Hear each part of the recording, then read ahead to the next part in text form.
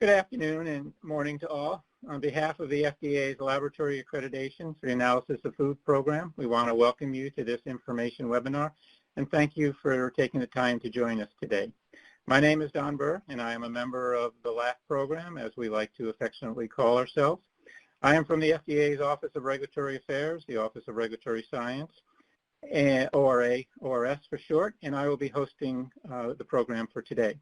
We will start off with a presentation by Stacie Hammack and Melissa Nucci, also from the ORA, ORS LAAF program office, that are going to provide a background on the rule and a bit on the implementation process. Following the presentation, we will be joined by others from the program for a question and answer period, where we will cover a number of the questions that were submitted during the registration period, and then as time permits, we will open it up for additional questions that you may have. Please begin submitting any questions you have during the presentation. So with that introduction to today's program, let's hand it over to Stacie to start it off. Stacie, take it away. Hi, I'm Stacie Hammack, and I will be introducing the FSMA Laboratory Accreditation for the Analyses of Foods program, also known as the LAAF program. LAAF is a new program that is part of the FDA Food Safety Modernization Act, also known as FSMA. The purpose of FSMA is to shift food safety from response to prevention. The LAAF regulation can be found in 21 CFR 1.1101 through 1.1200. The final rule was published in December 2021, with implementation started in February 2022 and is ongoing. The basis for this rule can be found in FSMA 202A and FD&C Act 422. It is voluntary for accreditation bodies and laboratories, and FDA will maintain management and oversight of participating accreditation bodies and laboratories within this program. A list of participating accreditation bodies and laboratories can be found on the FDA.gov public registry at dashboards.fda.gov LAAF participants. A screenshot of the dashboard will be shown on a later slide. Currently, there are 7 recognized accreditation bodies, and laboratories wishing to participate can contact one of the recognized accreditation bodies to begin the process. The LAAF program has been designed to ensure the accuracy and reliability of certain specific food testing. The program is structured so that accreditation bodies that want to participate apply to the FDA to be recognized. Once the accreditation body has met all the requirements for participation, the FDA recognizes that accreditation body and they are added to the public registry. A laboratory that wants to participate in the LAAF program will then apply for LAAF accreditation to a recognized accreditation body. The recognized accreditation body will assess the laboratory, and once all the requirements for participation are met, the recognized accreditation body can grant LAAF accreditation to the laboratory and enter the laboratory into the FDA portal. The LAAF accredited laboratory will then be added to the public registry, including the list of methods to which they are LAAF accredited. Once the program has reached laboratory capacity and is fully implemented for specific testing, owners and consignees will be required to select a LAAF accredited laboratory to conduct covered tests. The LAAF accredited laboratory will conduct the specified food testing and will submit the food testing results and supporting information to FDA directly. FDA will maintain oversight by reviewing the test results and supporting information. The LAAF rule does not apply to all food testing. the scope of food testing covered by the LAAF rule is limited, but may include both product testing and testing of the production environment. There are 5 specific areas of food testing that are covered by the rule. First, to support removal from an import alert through successful consecutive testing. Next, to support admission of an imported food detained at the border because it is or appears to be in violation of 801A of the FD&C Act. Third, for certain follow-up testing required by existing FDA food safety regulations when applied to address an identified or suspected food safety problem, specifically in sprouts, shell eggs, or bottled drinking water.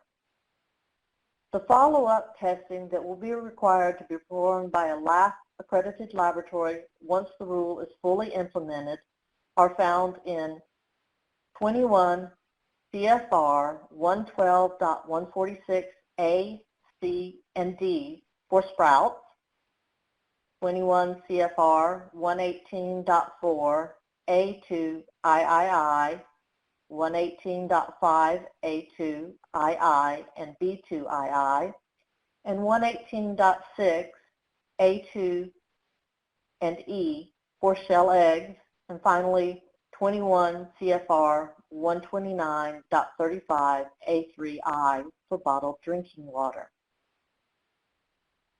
Fourth, for certain administrative processes such as testing submitted in connection with an appeal of an administrative detention order.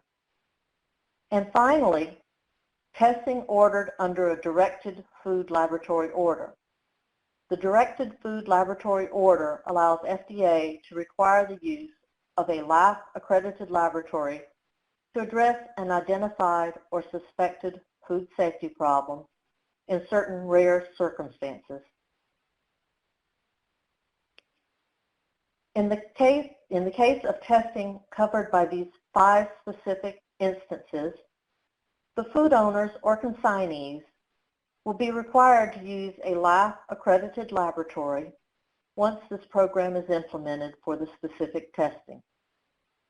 The selected laboratory must send the results of testing directly to FDA with supporting information, including sampling information.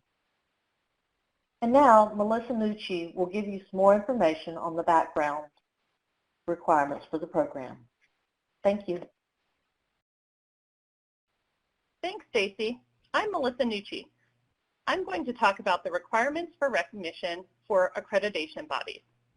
First, accreditation bodies need to have been peer evaluated to ISO 1711.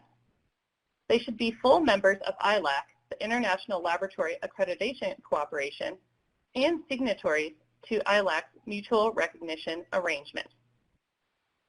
The AB needs to have the ability to assess laboratories for LAAF accreditation and oversee LAAF accredited laboratories. They must also meet requirements for conflict of interest. The recognition period is up to 5 years. Next, I'll discuss the requirements for LAAF accreditation of laboratories. These requirements are for each method. The laboratory should be ISO accredited to 17025, have successfully passed a proficiency test within the last 12 months. If a PT is not available, a comparison program may be used. These results are reported to the AB regardless of outcome within 30 days of receipt. The laboratory should use reference materials or quality control samples with each batch of samples tested under the LAAF program. Other requirements include impartiality and conflict of interest. The laboratory must also develop or obtain certain sampling records. The AB and FDA will have oversight of LAAF accredited laboratories. The accreditation body will have oversight over ISO 17025 accreditation and must conduct on-site assessments at least once every 2 years. FDA will maintain oversight of LAAF laboratory analytical reports. Both the accreditation body and FDA may require corrective actions. The AB may place a lab on suspension, while the FDA may put a lab on probation. The AB may reduce the scope or withdraw LAAF accreditation of a laboratory, while FDA may disqualify a laboratory from submitting reports under the program. FDA will maintain oversight of sampling via records.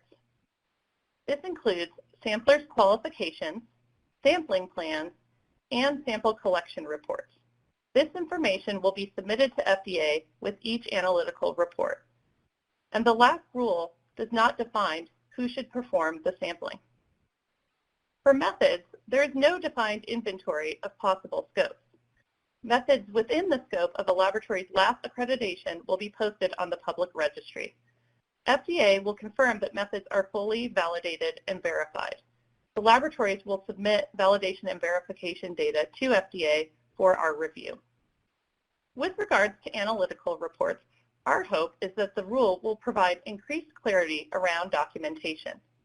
The rule provides a pathway for laboratories with a positive track record to submit abridged analytical packages. Laboratories must request permission to submit abridged reports. FDA will notify the laboratory if permission is granted or denied. Regardless of permission to submit abridged reports, labs must document and maintain testing information and test results to account for the full analytical report. This information can be found at 21 CFR 1.1150D and 1.1154A. Next, I'll talk about abridged reports. First, all analytical reports, both full and abridged, must contain the documentation listed in 21 CFR 1.1152C. The requirements for abridged analytical reports are in 21 CFR 1.1153. Abridged packages include all test results and quality control results. They also include all the information described in ISO 17025, Section 7.821A through P and 7.83.1A through D. FDA may still request full analytical reports as defined in 21 CFR 1.1153D.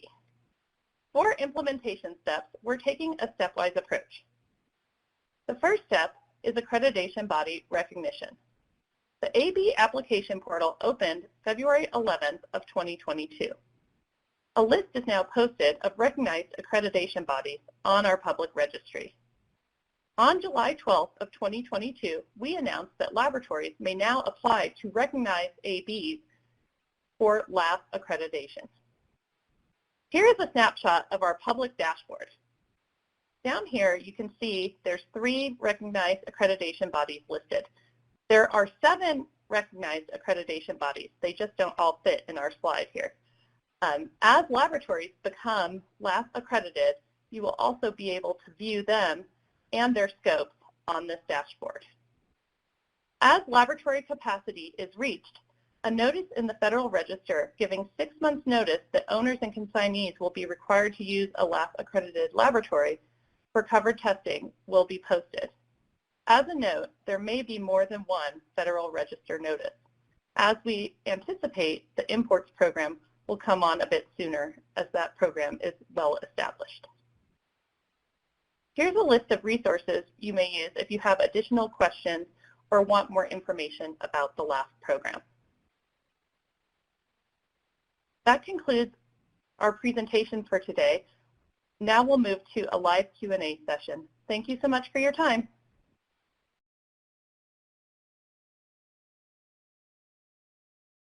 Thank you, Stacie, and thank you, Melissa, for that background on the program. As we mentioned previously, we're going to now go into a question and answer time. And want to introduce, there are 3 additional members of the LAAF program staff that are poised in the background that will be part of the panel. That's Jen Carson, who works in our Office of Food Policy and Response, Marla Keller from our Center for Veterinary Medicine, and Katie Arnold from our Center for Food Safety and Applied Nutrition. So We want to thank you for the questions that you submitted during the registration and for those questions that I see are coming in kind of steady now, so we appreciate that. We're going to start off with some of the registration questions, and then as time permits and we see some of the questions, we can move into the ones that we're seeing sort of coming in live. So we're going to start off now with some sampling questions that have come in, and Melissa, we're starting off with you. So under the LAAF program, must laboratories collect the samples? Thanks, Don. And thanks, everybody. Thanks for joining us today. The LAAF rule does not define who collects samples. The LAAF rule requires that the sampler be qualified by both training and experience to collect the samples. The samples may be collected by the LAAF-accredited lab or by a third-party sampler or by the owner or consignee. The key is that the individual sampler is qualified. And the lab is responsible for developing or obtaining documentation of sampling plans and sample collection reports related to the food testing and submitting those with each analytical package. All right, and follow-up, what are the third-party sampling requirements for commercial labs without off-site sampling services? A third-party sampler may be used but is not required, and the oversight standards for sampling can be found in section 1.1149 of the final rule. Okay, and then finally, in this little section, can a facility with biosecurity concerns conduct their own sampling? Yes, if the staff meet the training qualifications. For any sampler, written documentation of the sampler's applicable qualifications by both training and experience must be provided. All right, thank you. All right, going to give you a little rest now. I'm going to turn to Stacie for a couple of questions. Does the LAAF program follow ISO standards or another type of standard? The foundational requirements for both accreditation bodies and laboratories in the LAAF program are based on ISO IEC standards. Accreditation bodies must demonstrate compliance with ISO IEC 17011, and laboratories have to be accredited to ISO IEC 17025. The LAAF program also adds some additional requirements for both accreditation bodies and laboratories wishing to participate in the LAAF program. Okay, and it's generally the same type of question, a specific one. So what is the difference between LAAF accreditation and the standard ISO 17025 accreditation? We are ISO accredited for all our testing, which we submitted to FDA for review over 15 years. What other requirements do we need to continue to serve our clients? So LAAF accredited labs have to be 17025 accredited, and they have to meet the additional requirements specified in the rule. And some of those additional requirements include but aren't limited to successfully passing a proficiency test sample or a comparison program sample if a PT is not available every 12 months. The laboratory will be required to submit the results of those PT samples, regardless of their outcome, to their accreditation body within 30 days. The lab must also include reference material or quality control samples with every batch of sample it tests. And there's some additional requirements for impartiality and conflict of interest in section 1.1147 that the laboratory must meet. Lab data packages that are submitted must contain additional documents related to sampling of the test product. Those requirements can be found in section 1.1149, and those include things such as the sampler's qualifications, a written sampling plan, and a written sample collection report. Labs that perform sampling for LAAF-related products also need to be aware of some other sampling requirements listed in section 1.1149. There's no requirement that labs perform the sampling, but the labs are required to obtain the documentation related to sampling. In addition to that, there's also some specific documentation requirements that the lab must meet, such as records related to sampling.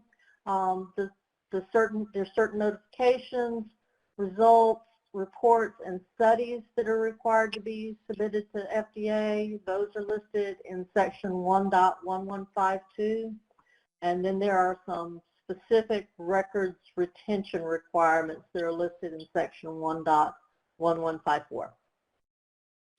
Thanks, Stacie. I'm going to give you a little bit of rest, and I'll answer this kind of a follow-up question that just came in, or that's here.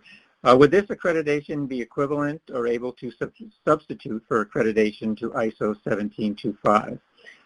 Labs that become LAAF accredited would be accredited to ISO 17025 plus accredited to the additional LAAF program requirements. So that just kind of follows up what Stacie had just mentioned. All right, Stacie, back to you again. How difficult is it to become a LAAF lab if the lab is already ISO 17025 certified? Obviously, the 17025 requirements represent the vast majority of the requirements for LAAF accreditation, but there are some specific additional requirements, like we just discussed, specific to the LAAF program. How difficult those additional requirements are to meet is going to depend on the systems that the laboratory already has in place. There's not a significant number of additional requirements, so we do not anticipate that labs that are already 17025 accredited will have much difficulty. Okay. And Stacie, when will this list of available LAAF laboratories be posted? At this time, we do not have any laboratories that have completed the process to become LAAF accredited. However, those labs that do become LAAF accredited will be posted on the public registry. Since participation by the laboratories is voluntary, FDA doesn't know when the laboratories are going to come into the program. Great, thank you. All right, and then continuing to kind of pick on you. Is this program applicable outside the USA? And if it's yes, what are the requirements? Yeah, the program is open to both domestic and foreign accreditation bodies and laboratories.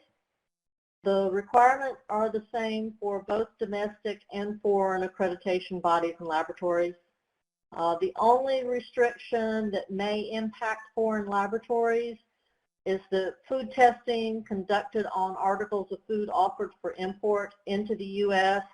For the covered testing generally must be conducted after the articles offered for import have arrived in the United States, unless the owner or consignee has written approval from FDA that a sample taken prior to arrival is or would be representative of the sample offered for import into the United States. Great, thank you. Okay, let me give you a rest. I'll take this one. Is there a specific checklist available for ISO 17025? Is there a specific checklist available for the additional LAAF program requirements? And our answer is to this is that FDA has not developed any specific checklist. Participants in the LAAF program will need to review the requirements in the rule. Labs applying for accreditation can reach out to participating recognized accrediting bodies to inquire about available checklists. All right, now back to you, Stacie, again. How will the program be implemented by the accreditation body? There are requirements in the rule that the accreditation body must meet, but how the program is implemented is a business decision for the accreditation body. You could contact one of the recognized accreditation bodies listed on the public registry for more information. Okay, and here's a bit detailed one. What particular clauses are the ABs assessing the labs against? The recognized accreditation bodies will have to review the final rule to determine which requirements are accessible. For laboratories that are not currently 17025 accredited, the ABs will need to perform a full assessment to 17025 and to the additional requirements for the LAAF program. For those labs that already hold 17025 accreditation, only the additional requirements found in the final rule will need to be assessed on the initial assessment.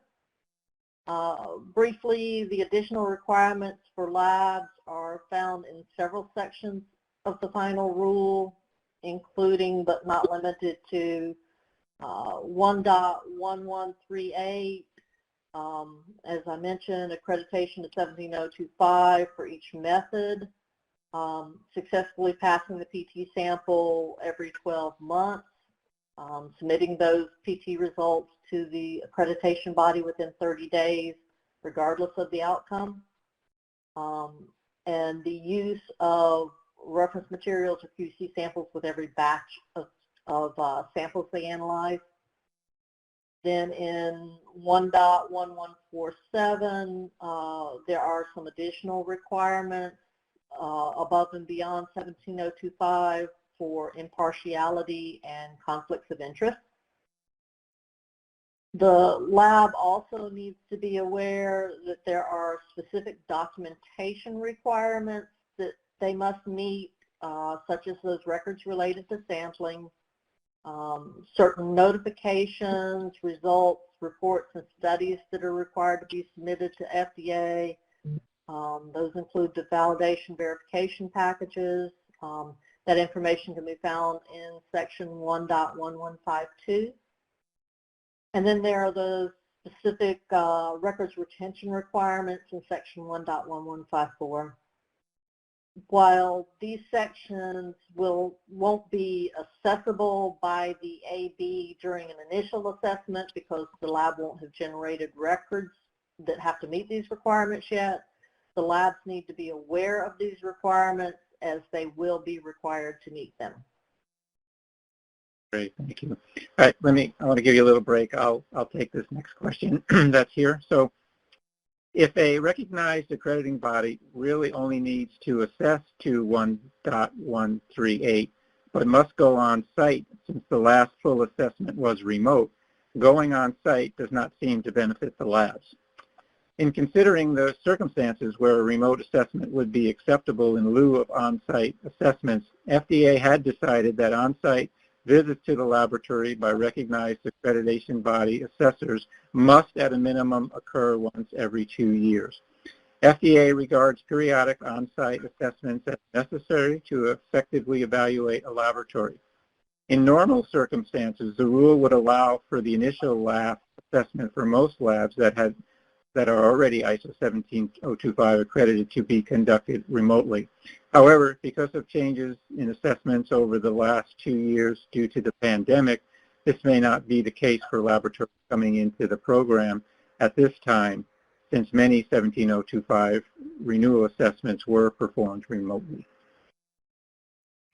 All right, now, Stacie, again, what are the requirements for accreditation bodies for reporting and specification of test methods? As part of the accreditation process, the recognized accreditation body will enter information about the laboratory and their LAAF accredited scope in the AB's portal.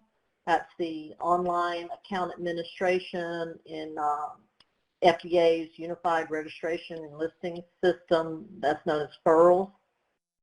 The information will then be made publicly available on our LAAF dashboard. That's also known as public registry. That dashboard is intended to help owners and consignees search for and find an appropriate LAAF accredited testing laboratory once this program has been implemented. I will say I need to note that some of the information requested for the scope methods may not be applicable to all the methods that a lab is accredited for. Since there's no labs LAAF accredited yet, There's no lab or method information for you to look at on the dashboard yet. But just to give you an idea, the information that's going to be requested for scope methods include, where applicable, an analyte group. So as an example, you might put pesticides or mycotoxins as an analyte group. There's a field for specific analytes. So using the example of mycotoxins that I just mentioned, specific analytes might be listed as aflatoxin and fumonisin. Then there's a field for matrices. So if a method is specific to certain matrices, that can be included in this field. An example would be methods that are specific to the shell egg testing. You might want to list shell eggs as the matrices. And then another field is a field for technology. So if you want to search for a lab that can do testing by a certain technology, such as LC-MS, ELISA, PCR, or you need a lab doing organoleptic testing, there is a field in the registry for that information. And then the final field is a required field, and that is the analytical method. This should be the method that, as it appears on the laboratory's scope certificate. Great, thanks, Stacie. Okay. Okay, thank you. Right, and you were going to point out the dashboard, right?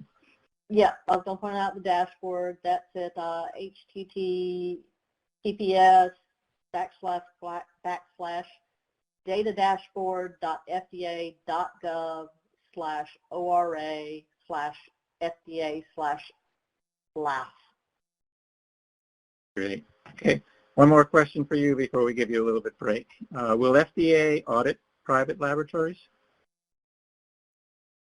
The recognized accreditation bodies have the responsibility for the assessment of laboratories. FDA's role is in overseeing accredited laboratories, and that's described in section 1.1159 of the rule. That oversight includes reviewing the performance of laboratories through certain records and information that the lab and recognized accreditation bodies are required to maintain. It is done through review of analytical data packages that the lab submits and could include other information obtained by FDA. The FDA does maintain the ability to conduct an on-site review of a LAAF accredited laboratory to review the performance of the lab, and that requirement can be found in section 1.1159C. Great, thanks, Stacie. All right, turning back to you, Melissa. Can a commercial laboratory get LAAF accredited? So first, we're going to assume that this question is asking about labs owned or operated by an owner or consignee. So we'll just say they're industry labs. So yes, these labs may participate as long as they meet all of the LAAF accreditation requirements, and that does include conflict of interest. Okay. How will the accrediting bodies and FDA deal with inherent conflict of interest, public safety risk associated with consignee sampling and testing and sampling by importers? Okay, so all LAAF accredited labs must meet the requirements of the rule for accreditation, which includes a conflict of interest component, as I previously stated. 17025 also contains several requirements relevant to conflict of interest and impartiality. So for example, ISO 17025 section 4.1 requires the laboratory to conduct its activities impartially and to be structured and managed so as to safeguard impartiality, to not allow commercial, financial, or other pressures to compromise its impartiality, and if a risk to impartiality is identified, the laboratory must be able to demonstrate how the laboratory eliminates or minimizes the risk. To further protect the integrity of the testing conducted under the LAAF program, the LAAF rule contains additional impartiality and conflict of interest requirements that supplement those contained in ISO 17025. So, for example, we require that the owners and consignees' payment to the laboratory be independent of the testing outcome.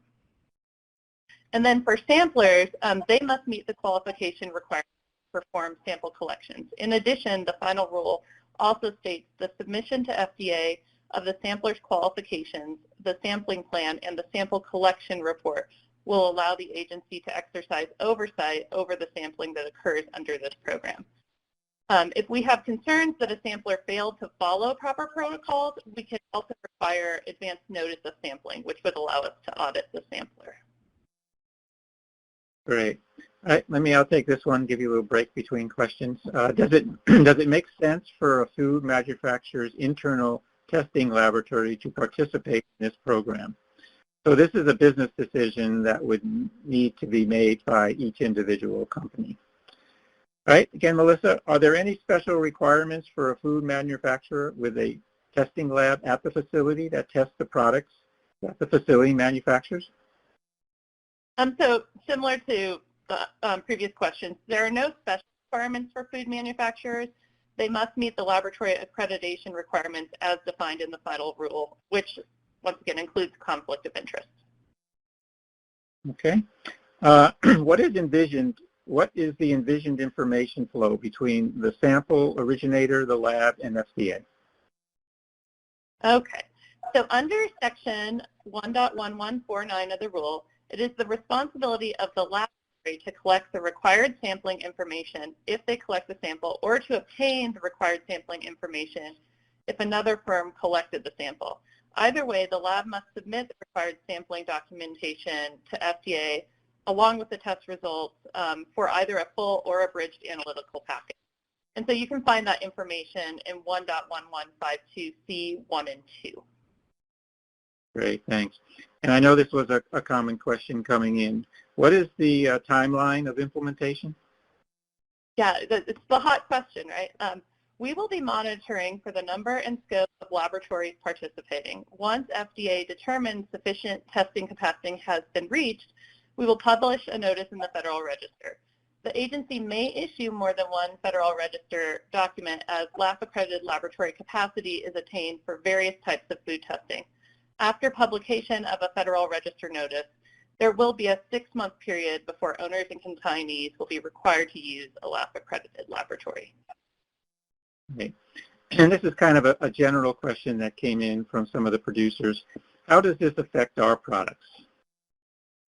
Okay, so the rule will only affect testing under the scope of the rule. So this primarily includes testing of imported products that are seeking removal from an import alert, testing to support admission of an imported food detained at the border, and follow-up corrective action testing for sprouts, shell eggs, and bottled drinking water.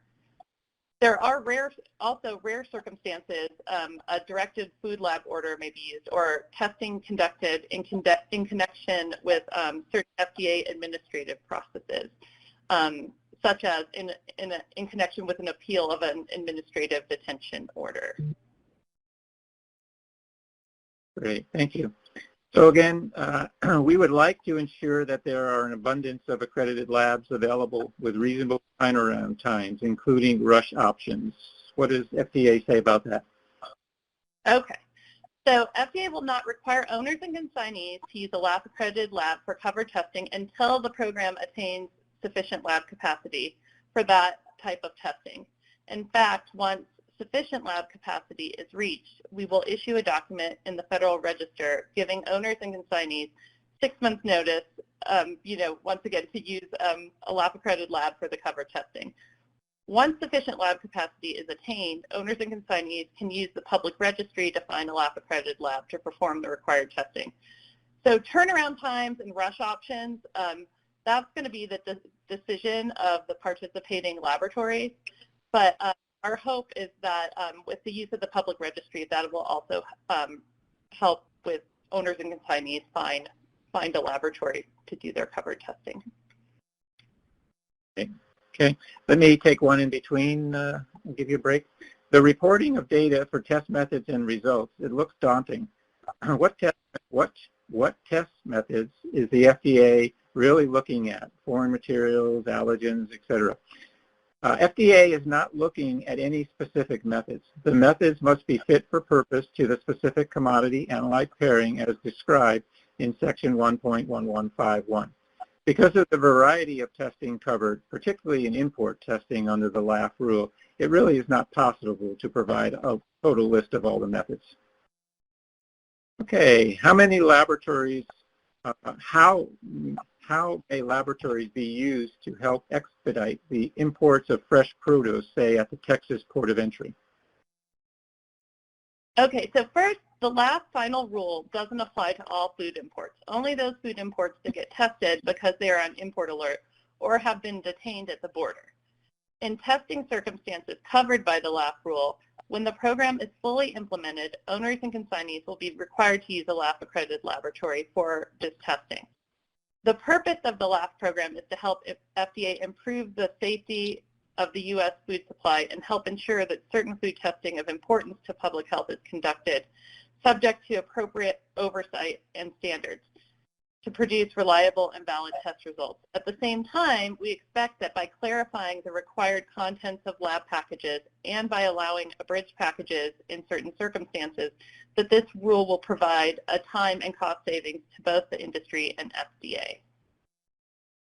Okay, so will this program help speed up the process of detention holdings at the port of entry? As just discussed, the FDA expects that the increased clarity around the required documentation, the use of abridged packages in some circumstances, we hope that'll improve the process of package reviews. Great. Now I know you've discussed this, but it has come in a lot, and it's always worth repeating. So the specific examples of when testing needs to be conducted by a LAAF-accredited laboratory. Could you just review that one more time? Okay. To reiterate what was presented, there are 5 specific instances where testing will be required to be done by a LAAF-accredited laboratory once the program is fully implemented. Removal of food from an import alert, admission of an imported food detained at the border because it is or appears to be adulterated or misbranded, so reference FD&C Act 801A. Certain specific follow-up testing required by existing FDA food safety regulations for sprouts, shell eggs, and bottled water. The specific testing covered can be found in the rule. For certain administrative processes, such as testing as evidence for a hearing prior to a mandatory recall order, as part of a corrective action plan after suspension of a food facility registration, or evidence submitted for appeal of an administrative detention order. And finally, a directed food laboratory order. Thanks again. So that again just reinforces it's a limited scope, correct? Correct. Some specific questions. Does this apply to dietary supplements? Yes, the program would apply to a dietary supplement if it fell into one of the required testing circumstances, such as a food that is subject to DWP or on import alert. How about its application to the sprout industry? Okay, so the 3 testing circumstances described in 21 CFR 1.112.146A, C, and D are covered by the LAAF rule. That is, if a sprout operation detects Listeria species or Listeria mono in the environment, while the initial environment and the initial environmental test is not covered by the LAAF rule, the follow-up testing is. So the additional environmental testing is surrounding surfaces and areas is covered by the LAAF rule. The environmental testing conducted after cleaning and sanitizing is covered by the LAAF rule, and any finished product testing conducted under 1.12.146D will be covered by the LAAF rule. Okay. And what are the specific requirements and what is the enforcement? I think this one's for you, Stacie. I can take this one. Oh, sorry. So we've already discussed the requirements under the rule for participation by accreditation bodies and laboratories, and we've discussed the specific testing that's required to be performed by a LAAF-accredited lab. There are provisions within the rule that address how FDA will oversee both the recognized accreditation bodies and the LAAF-accredited laboratories. During the routine review of accreditation bodies and laboratories, if the FDA does identify issues as part of those oversight activities, we do have the ability to require corrective action by either accreditation bodies or laboratories. We can put a recognized accreditation body or LAAF-accredited lab on probation. We have the ability to revoke the recognition of an accreditation body or disqualify a LAAF-accredited laboratory. The requirements for those can be found in sections 1.1130 through 3.1 for accreditation bodies and 1.1159 through 6.2 for laboratories. We did design a process that will allow both accreditation bodies and laboratories an opportunity to make corrections before adverse action is taken, other than certain circumstances such as fraud or falsification. Okay, thanks, Stacie.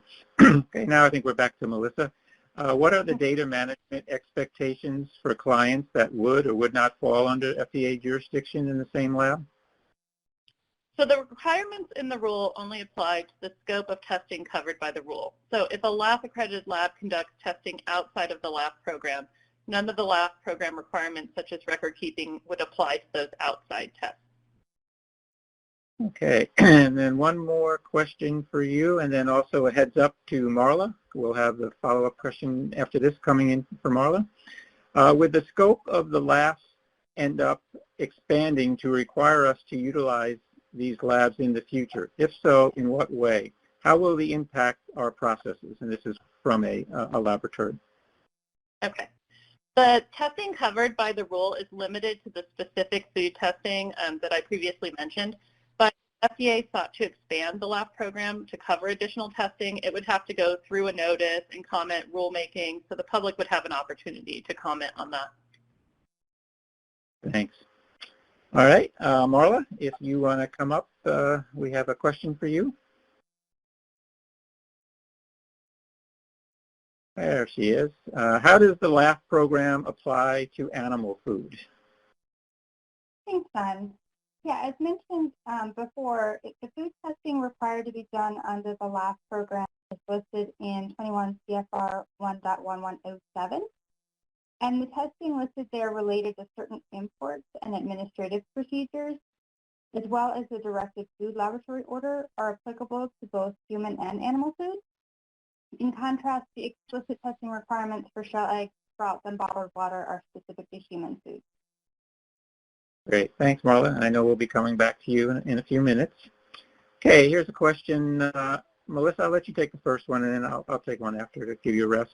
If we are approved by the FDA for LAAF work, how will this differentiate our lab from others working to help importers resolve import detentions? So LAAF-accredited laboratories and their scope will be posted on the public registry. Once fully implemented, only those laboratories that are LAAF accredited can perform the required testing under the rule. So there may be other private labs doing that testing, but you're going to need to be LAAF accredited to perform any of the required testing. Great. And here's a question. What are the benefits and incentives to become a LAAF laboratory? I'll take this one. Once the program is implemented, only those laboratories that are LAAF accredited can perform this testing. These laboratories will receive that business. LAAF accredited labs will be listed on the public registry along with pertinent information such as what methods are within their scopes. Okay, and Melissa, so should our lab consider becoming accredited? That's a business decision that each lab is going to have to make on their own. Unfortunately, we can't make them for them. Okay, and here's a detailed question. And so Is it possible to provide a link or a list of approved methods under 1.1107 A1 or A2 of the FDA Act? We uploaded 1.1107 page in Federal Food, Drug, and Cosmetic Act, and we do not see the approved methods listed there. So a bit more again on the methods. Okay, so information regarding appropriate methods under 1.1107 A1, so for sprouts, shell eggs, bottled drinking water, can be found in the rules for those products. For sprouts, the sections 112, 1.146 A, C, and D. For shell eggs, it is 118.4 A2 III, 118.5 A2 II, and B2 II, and 118.6 A2 and E. And for bottled water, it's 129.35 A3I. So in regards to 1.1107A2, FDA does not have specified a particular method, and we don't have a comprehensive list of test methods for use in the lab program. Test methods must meet the requirements in section 1.1151 of the final rule. And additionally, FDA will specify a method in a directed food laboratory order. A great place to go to look for more information about all of these methods is our FAQ, and at the end of this I can bring up all the reference slides again. I think that was one of the questions in the chat. That's the best place to really refer to those. We have some great information there. Great. Okay, which labs are required to be in the LAAF program? And then a little bit of an add-on, what's the cost of this program? So the LAAF program is voluntary for accreditation bodies, for both accreditation bodies and laboratories to participate. So no laboratory is required to participate. And with regards to fees, there's no fee to participate in the program, but you would have to, there's a fee to participate through your accreditation body. Great, thank you. Okay, another question to you, Marla. Wait till you come back up.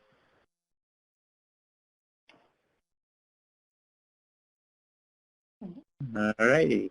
How does this rule impact veterinary diagnostic laboratory testing? Good question. There's no restriction that would prohibit a veterinary diagnostic laboratory from participating in the LAAF program, but as with all labs, participation in the LAAF program is voluntary, and a decision to participate or not to participate in LAAF would not impact a vet lab's ability to participate in other FDA programs.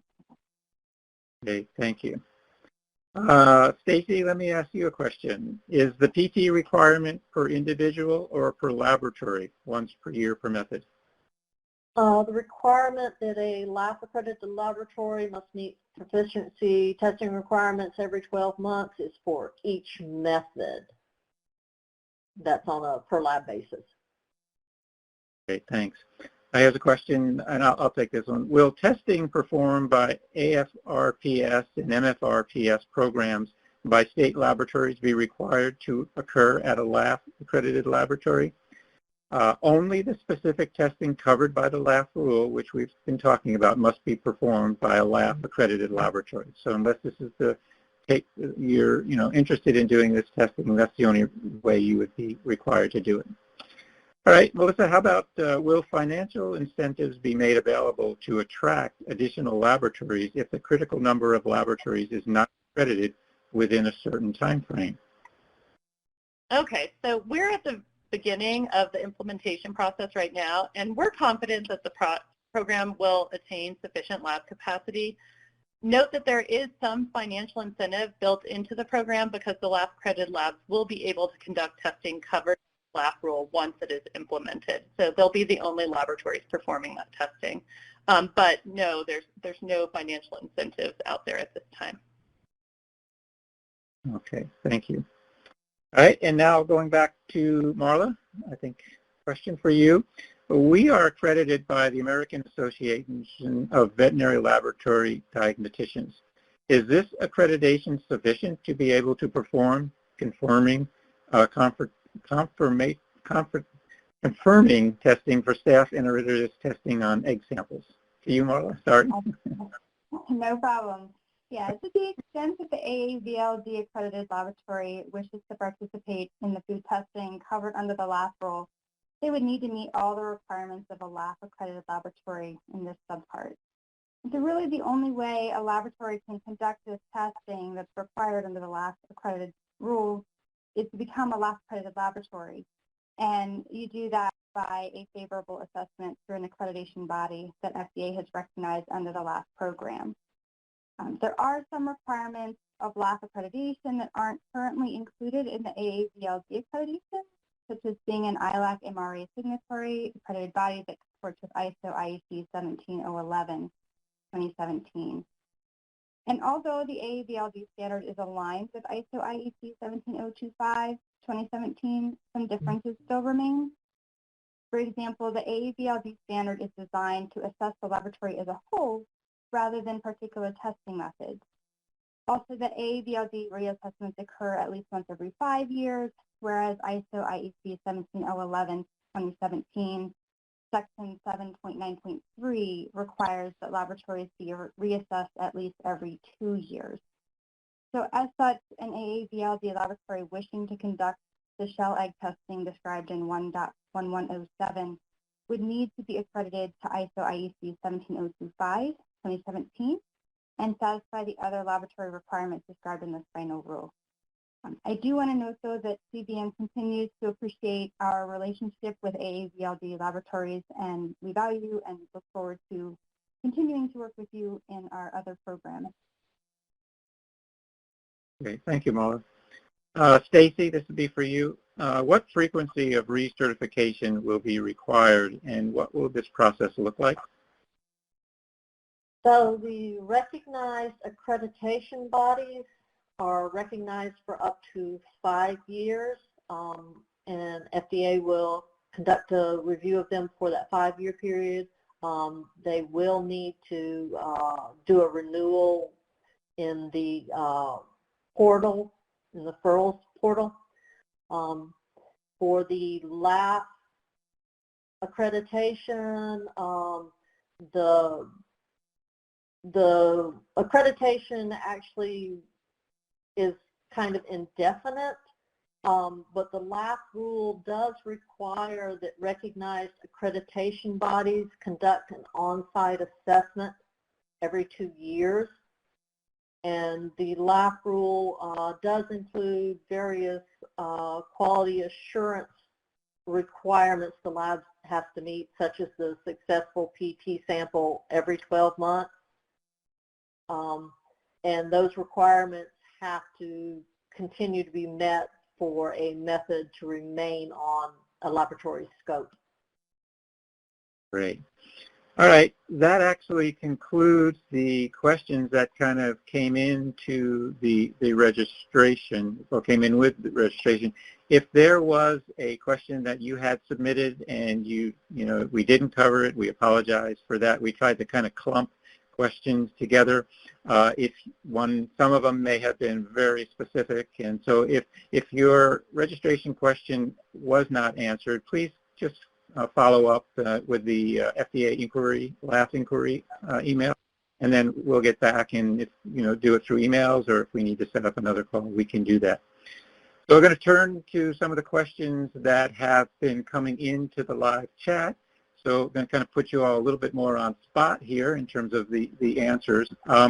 We have folks in the background that have been kind of screening these, and if we see that there may be a question that was covered by the talk, or perhaps covered by a question that we just did, that we'll bypass those. But hopefully we'll get through what we have and continue to move forward. So the first one that we have is a question that comes in about verifications and validations. And I'm going to, anybody can kind of chime in. So the question is, you mentioned that laboratories have to submit validation verification documentation. Okay.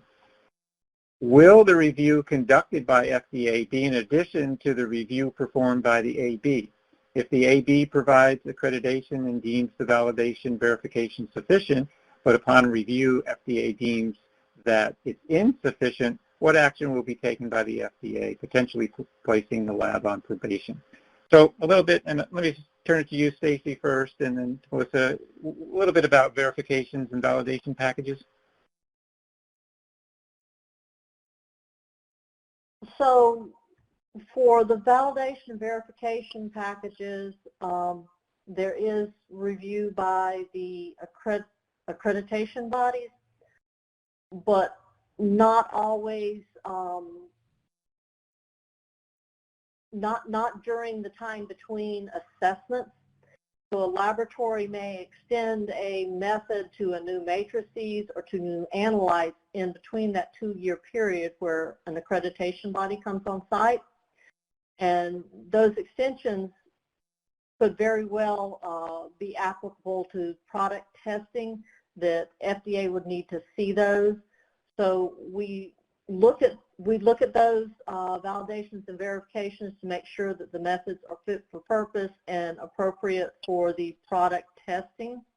And I'm going to turn it over to Melissa for a little more detail because she looks at those more than I do. Great, thanks. Yeah, so if we have a new method that a laboratory is bringing on scope, as this will be new for everybody coming on board. So we want to make sure with a verification that the method, say it's an official method that you're using it appropriately, you're following the method, and that it's performing appropriately in your laboratory. And so we would just want documentation of that. And then if there's been significant changes to an official method, or you have a method that's an in-house method, we would need validation data. And although that's being reviewed by the ABs as well, it has been our practice to also review those with a new method coming on scope. And we want to just make sure that they're meant for the particular matrix that they're being used for the particular analyte. And I can provide this reference in the chat. We have there's some great information in the FAQ, but there's also some good information on our private lab public site, and it points you to our methods and validation verification information. And I did want to add, part of that question was asking about FDA potentially placing the lab on probation. I don't see a situation where, while reviewing a validation and verification package, that would normally be the case. If we see shortcomings in the validation or verification package, we're going to notify the lab what those shortcomings are, and we're reviewing those before we look at customer samples. And more than likely what would occur is that we would tell the lab that the method's not been sufficiently validated or verified, but unless there was fraudulent information submitted to us, it would not trigger a probation. Yeah, I would concur with Stacie. We typically work back and forth is our current process. If there's an issue, we'll let the lab know, and they'll have an opportunity to fix whatever deficiency there is. Great. All right, so let's just start going down some of these questions. Some of them, could be repeats, and hopefully some of this information has already come with sort of the discussions we've had so far. But just a reiteration, will the accreditation be free of charge for the participating labs?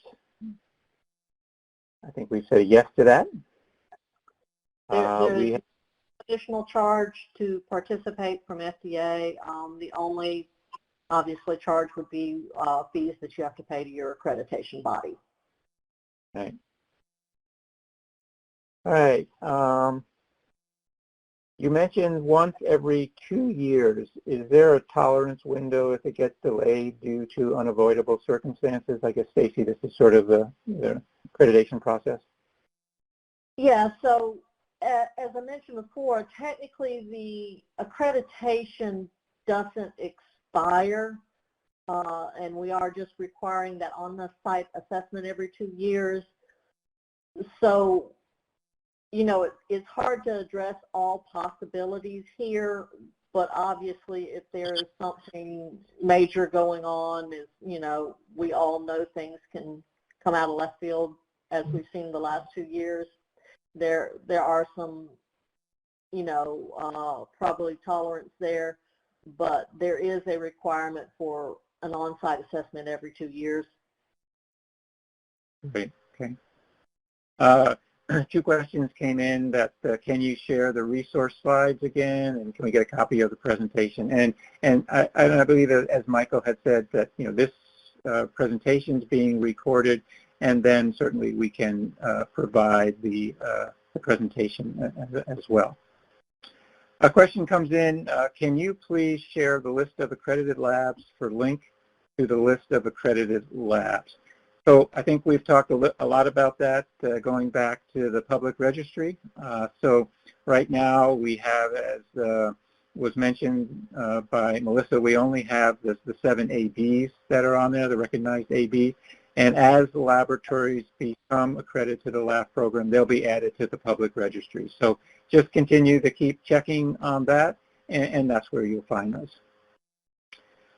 Okay, ISO 17025 is an accreditation for single testing methods. Must the testing methods used in the LAAF be accredited to ISO 17025, or is it sufficient that the lab is generally accredited for other testing methods? Maybe Stacie?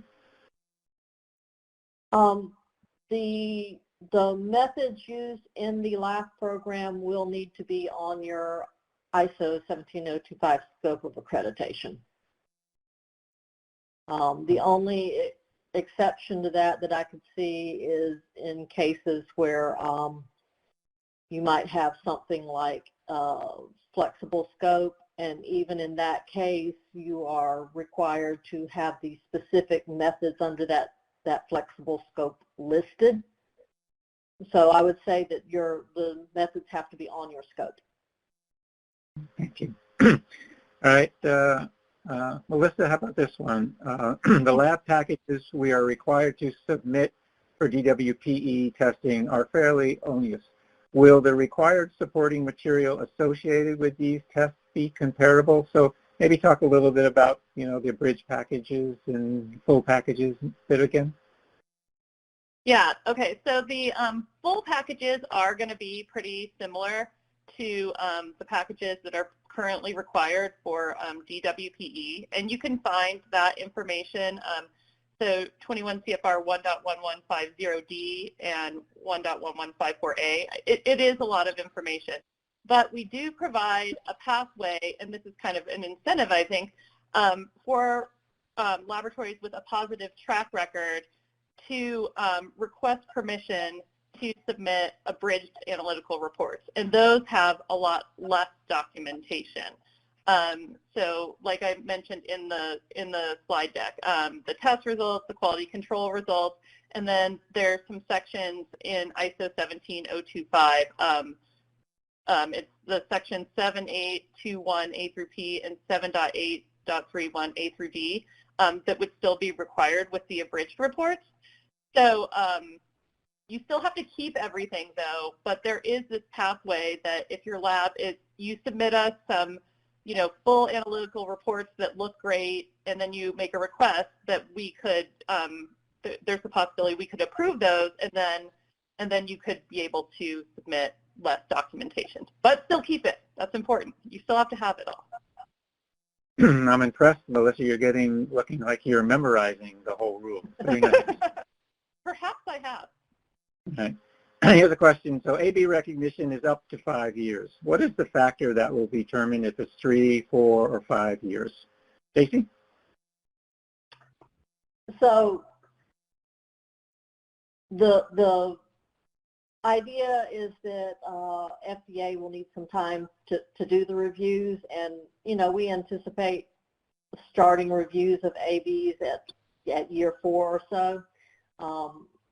So we will do those reviews probably close to year 5. I don't see a circumstance where we would do it earlier unless we had an indication of an issue. Great. Another question, repeat, what is the timeline for adding accredited laboratories? Again, I think we kind of talked about that maybe again, Melissa, that we're not really on a timetable, but. No, I mean, as they come on board, so I think they may be referring to the public registry. So as far as laboratories coming onto the program in general, we don't have a set timeline. Laboratories are free to apply to the accreditation bodies as started in July. And then as they come on board, the laboratories will be added to the public registry in addition with their folks. Okay.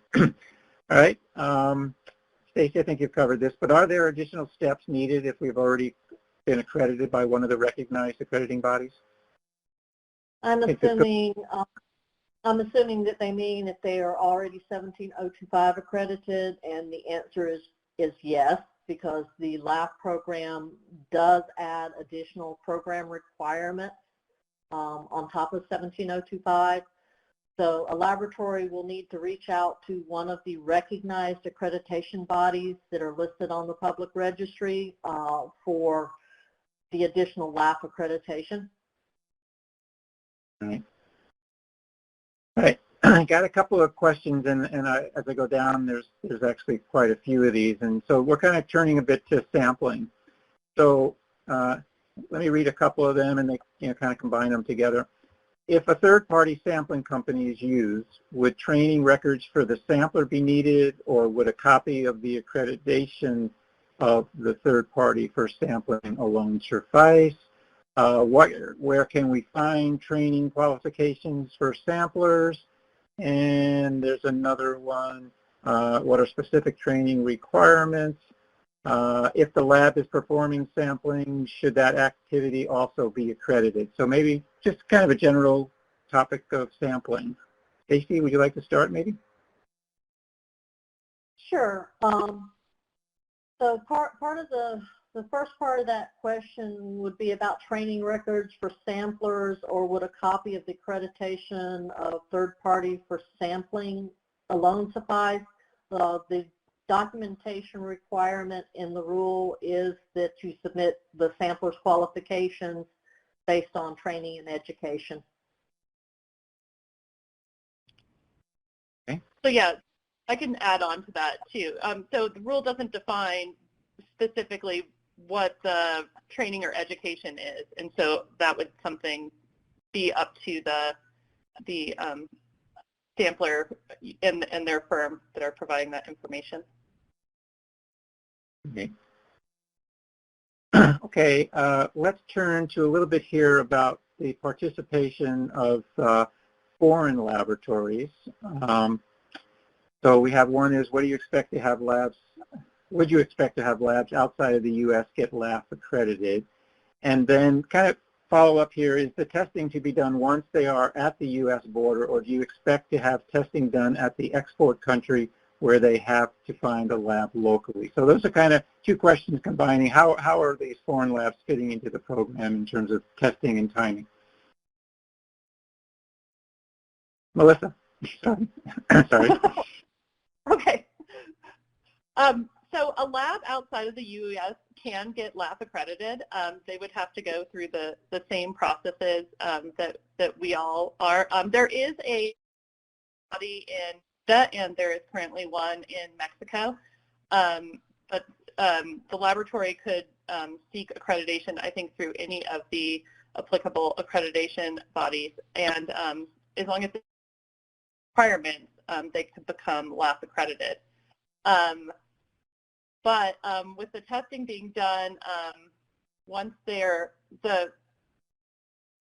hold on, I'm rereading the question here.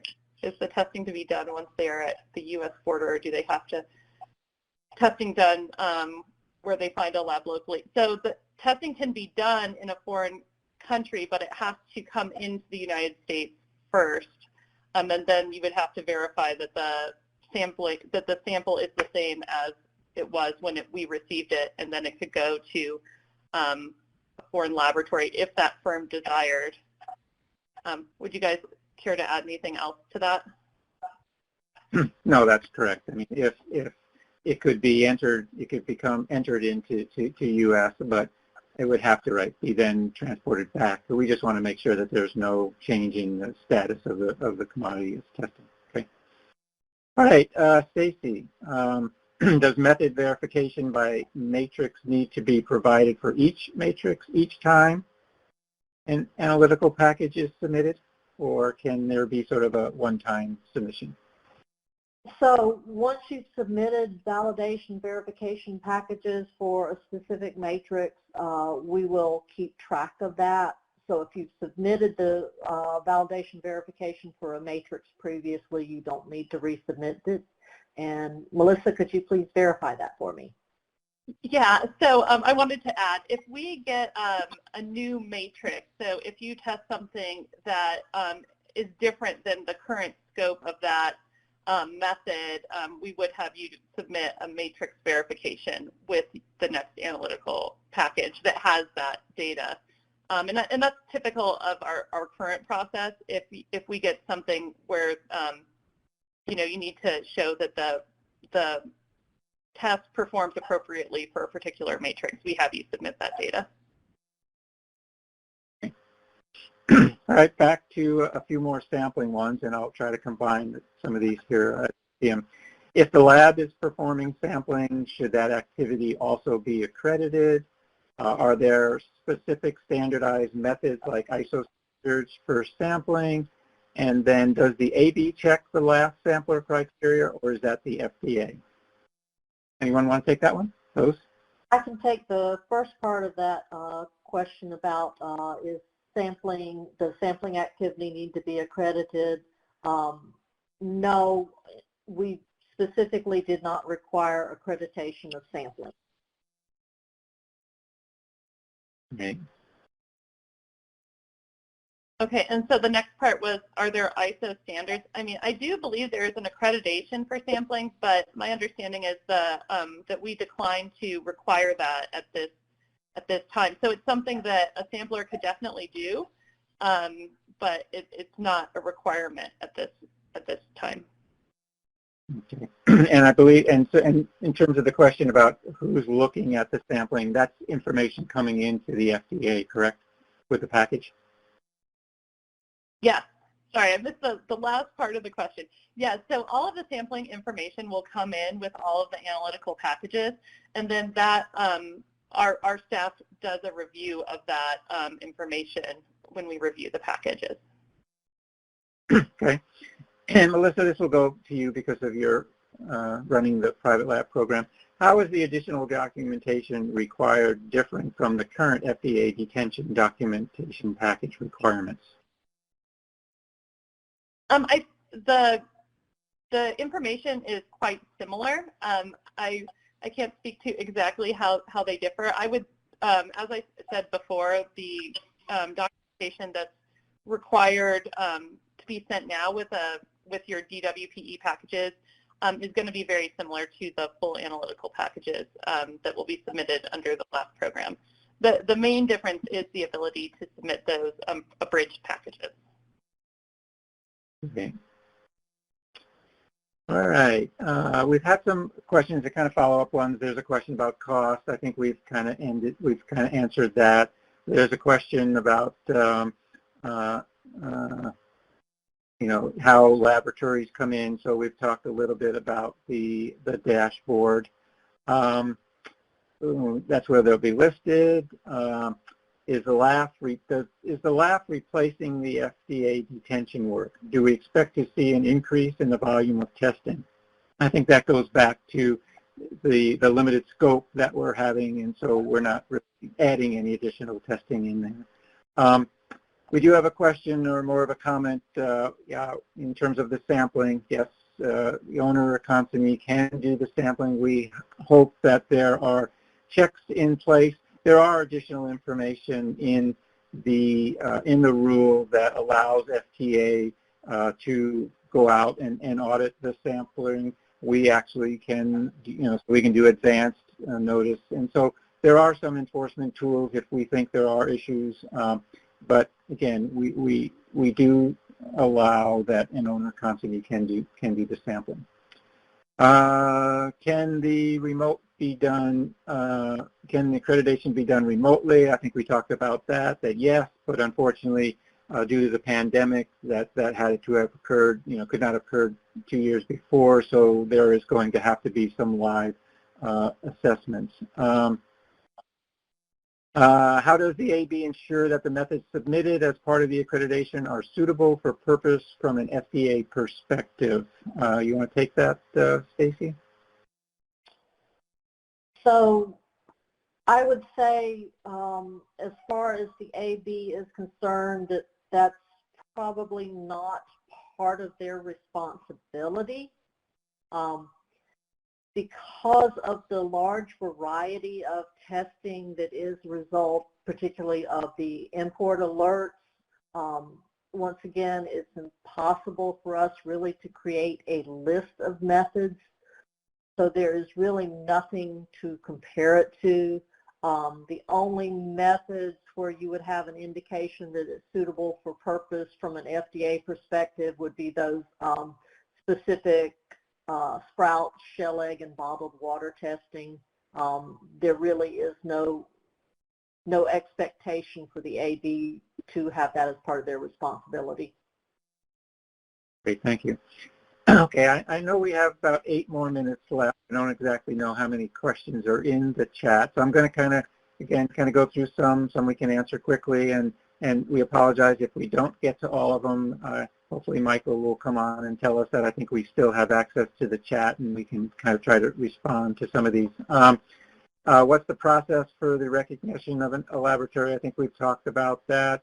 How long will it take us to post approved methods? I mean, approved labs onto the dashboard. We believe we can do that sort of immediately once we get notified that they have been accredited.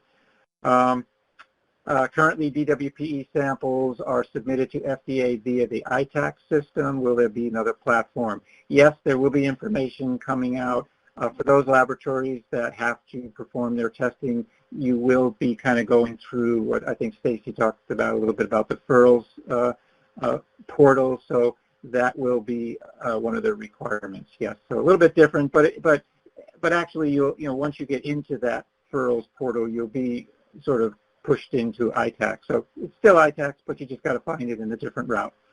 Does in-house milk plant quality need to be certified? Again, not unless you're doing LAAF testing specifically according to the scope.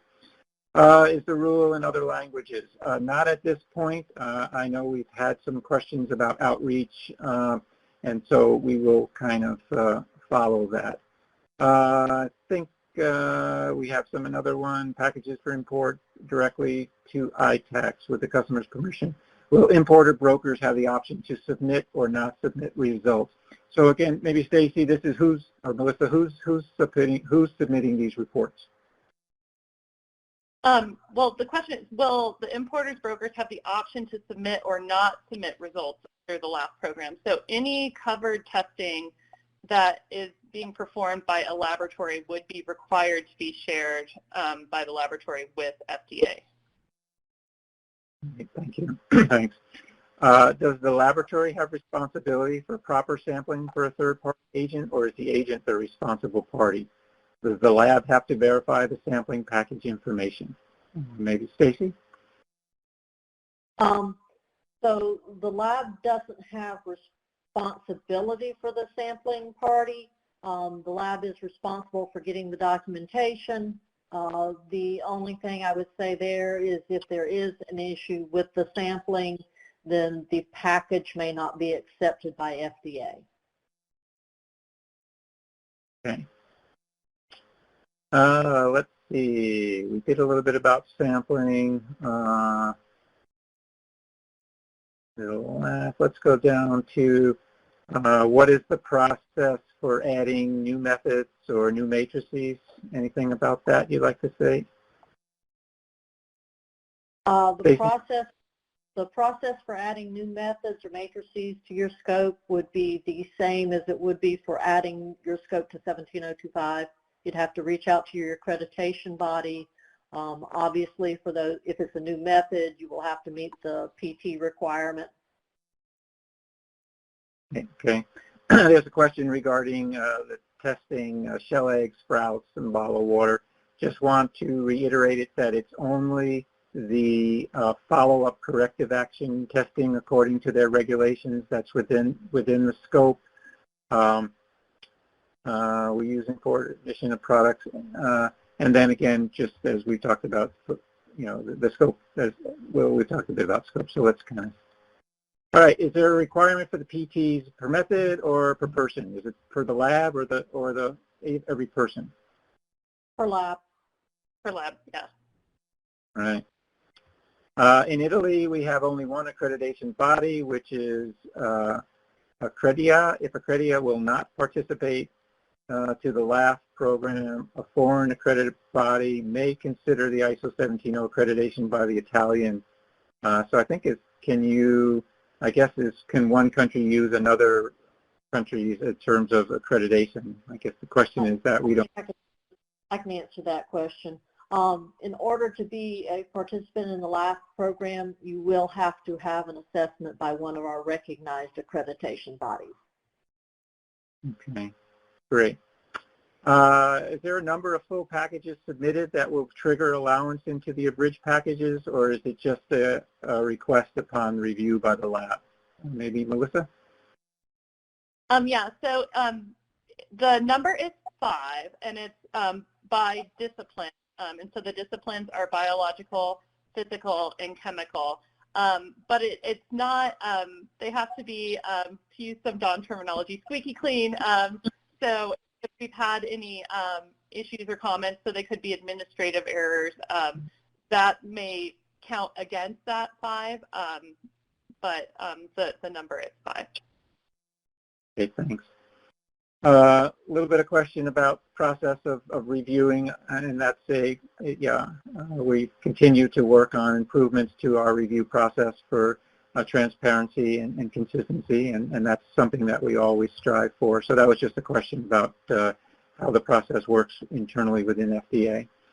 Let's see. My lab is EPA certified for drinking water, which I believe is 17025 compliant. Will that aid in LAAF accreditation? I think we talked a lot that, yes, 17025 becomes the foundational, but you would have to get the additional. What would be the frequency of FDA for evaluation of ABs? I think we talked about that.